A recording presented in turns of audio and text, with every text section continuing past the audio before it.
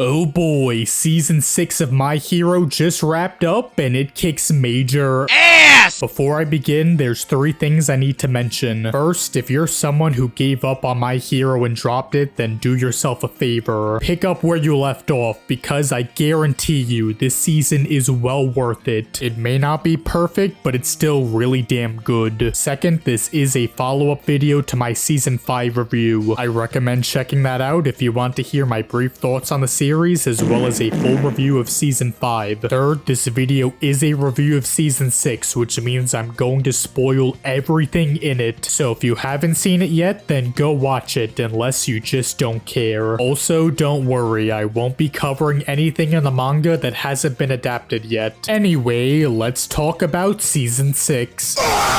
As I've said in my previous video, I was disappointed with season 4 and very disappointed with season 5. Ever since All Might's last fight with All for One, it felt like the series hasn't really been going anywhere, or at the very least it's been moving at a sluggish pace. Important things have happened over the course of the last 2 seasons, but a lot of it just felt like build-up, and all of that build-up was apparently made for this season. This is where all that build-up and waiting for the last few years finally paid off, and damn, it paid off really well. This season doesn't fuck around. Halfway through the first episode, the heroes break into the hospital and mansion to fight and capture all the villains. I know they already did this in the overhaul arc, but this is on a much bigger scale. All the League members, the Liberation Army members, and all the heroes, everyone is here. This is pretty much what I've been waiting years for. A giant battle between the heroes and the League of Villains. The League has fought the heroes before, but it's only been a small number of heroes like the UA students and some pros. But this time, literally every pro hero is here, and it makes this arc feel massive in scale. Obviously, there's a good amount of fights, and they're all great. There's Mirko fighting the Nomu, which is really fun. Apparently, a lot of people like Mirko, and I never understood why. She hasn't done anything in the series, so I guess people started liking her after this fight. And if that's true, then that makes sense, since I'm one of those people now. Mirko is super strong, loud, and very over the top. She just runs around screaming and kicking the living shit out of the Nomu. Also, she breaks her left arm, but doesn't seem to care that much since she's still smiling and screaming. So yeah, I really like Mirko now, and I hope she's able to fight again in the next season. If not, then at least show her thighs again, because goddamn, they're pretty nice.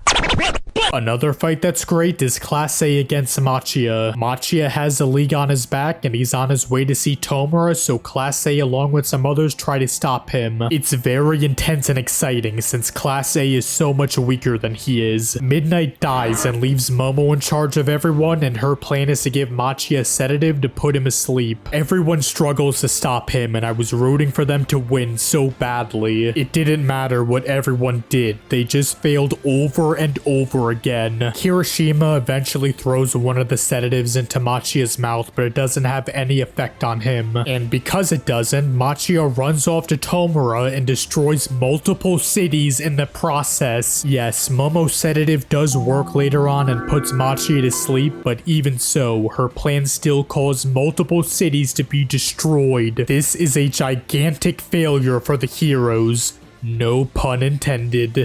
It's unique seeing a lot of characters fight one giant monster. The series hasn't really done anything like this before besides Tomura fighting Machia, obviously. Also, it was fun seeing Mount Lady try to hold Machia off. She couldn't even fight him, so she just held on to him to slow him down. That just goes to show how strong Machia actually is. Sometimes I dream about cheese. And then there's Tomura versus literally everyone, which is the best fight in the series so far. I love Deku versus Shoto and All Might versus One for All, but this one kicks so much ass. Tomura is a monster now and is the most powerful character in the show. Even with Endeavor, Aizawa, Deku, Bakugo, and others fighting him at the same time, they still struggle to stop him. Tomura has multiple quirks, heroes. Plus, his decay quirk is insanely powerful and can kill anyone in mere seconds. Aizawa prevents him from doing so, but this makes him Tomura's #1 target. Now everyone is trying to protect Aizawa, otherwise he'll most likely die. Not only that, but while this is going on, Machia gets closer and closer to where everyone is at too. So much is going on in and during this fight, and because of that, it makes this so fun and thrilling to watch. That being said, although this fight is awesome, I still have some nitpicks with it. Aizawa's fake out death, or fake losing of his quirk I guess, was annoying. He does chop off his entire leg, which was cool, and because he did it so quickly, he didn't lose his quirk. I'd rather him lose his quirk since that would have been a greater loss for the heroes, which is what this arc is mainly about. But this is still fine, especially since he really can't fight anymore with only one leg. Another thing I wasn't a big fan of was seeing Mirko come back. Yes, I do like Mirko and all, but seeing him lose his quirk before was great. He sacrificed his whole life as a hero just to save one girl. But now that doesn't matter because he has his quirk back, because why not? I'm excited to see him with his quirk again, but it sort of ruins the scene where he loses it now. Also, more importantly, what does this mean for other heroes that are quirkless? Eri can now give people their quirks back, so that brings up the obvious question. Can she use Rewind on All Might and give him his quirk back? If so, that would be really stupid, and I hope that doesn't happen. I come to make an announcement. Shadow the Hedgehog's a bitch-ass motherfucker. He pissed on my fucking wife. Anyway, the only other thing worth mentioning is Dabi being revealed to be Endeavor's oldest son, Toya. During Hawk's fight against Dabi, I had a feeling he was Toya, but I wasn't entirely sure. Either way though, this reveal was fucking nuts. Seeing Shoto and Endeavor's reactions was fantastic, and having Dabi revealed this to all of Japan at the same time was crazy. This moment, this right here is where the entire series changed. Now everyone knows how much of an asshole Endeavor was to his family, and the perception of heroes has changed dramatically. Not only that, but now everyone knows that the #1 hero's son is also one of the most threatening villains in the country. Also, I've said this before, but the anime is very well made and produced, and this scene is a great showcase for this. The expressions on everyone's faces are amazing. The scene is so well directed and the voice acting is as great as ever. My Hero's dub is great, but even so, the performances here are some of the series' best. Even skimming through, glancing at, and watching brief moments of this scene, I still freak out and get excited. This scene is nuts. I love every single second of it.